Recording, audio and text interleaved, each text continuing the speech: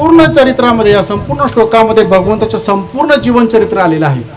बघा बरं का, श्रीकृष्ण, गोविंद, हरे, मुरारी, हे नाथ, नारायण आणि वासुदेव 7 नावं आहेत.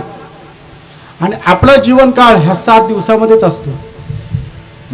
या 7 दिवसामध्येच आपलं जन्म मरण चालतं. 8व्या दिवशी कोण मेला असं झालंय का?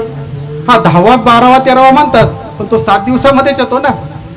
त्या 7 नावामध्ये 7 दिवसामध्ये आपलं जीवन चरित्र असतं. म्हणून 7 ही जी नावं आहेत ते भगवंताचं संपूर्ण चरित्र सांगतात.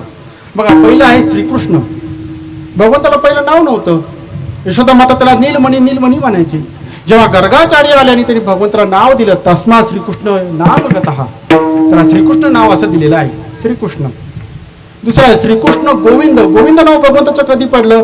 जेव्हा भगवंताने करंगेवर गोवर्धन पर्वत उचलला तेव्हा भगवंताला नाव काय पडलेलं आहे? गोविंद. हे कुठं घडलं? नंदीग्राम आणि गोकुळामध्ये. श्रीकृष्ण गोविंद हरे. हरे भगवंताला केव्हा म्हणायचं? जेव्हा तो गवळणीचं चित्त हरण करायचा तेव्हा त्याला हरी म्हटलेलं आहे, किंवा त्याला हरे म्हटलेलं आहे. हे कुठं घडलं? वृंदावनामध्ये घडलेलं आहे. श्रीकृष्ण गोविंद हरे. मुरारी. मुरारी नाव भगवंताचं कधी पडलं? जेव्हा मूळ नावाच्या दैत्याला भगवंताने मारलं तेव्हा त्याला मुरारी असं म्हटलेलं आहे. हे भगवंताचं जेव्हा द्वारकाधीश भगवंत आले तेव्हा हे घडलेलं आहे.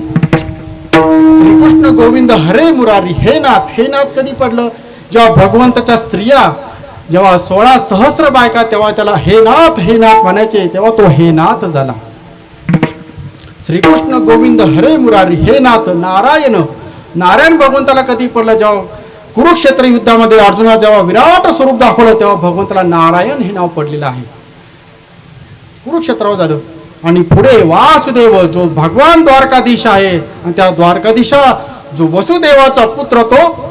म्हणून श्रीकृष्ण गोविंद हरे मुरारी. हे नाथ नारायण वासुदेव या भगवंताच्या 7 नावांमध्ये पूर्ण चरित्र आलेलं आहे.